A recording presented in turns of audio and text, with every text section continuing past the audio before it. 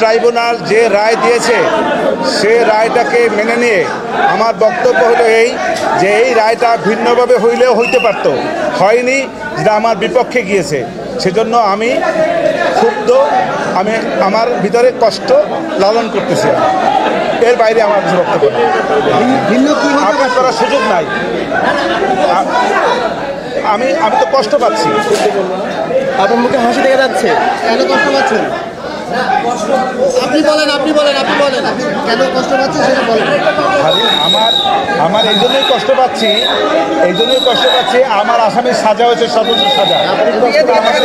আমাকে কষ্ট দেবে না, আমি কষ্ট পাচ্ছি। আর আমার পক্ষে এই মামলায় কোনো এপিল করার সুযোগ নাই যতক্ষণ পর্যন্ত আমার ক্লায়েন্টরা এসে মাননীয় ট্রাইব্যুনালে সারেন্ডার করবেন অথবা তারা কোনোভাবে গ্রেপ্তার হবেন।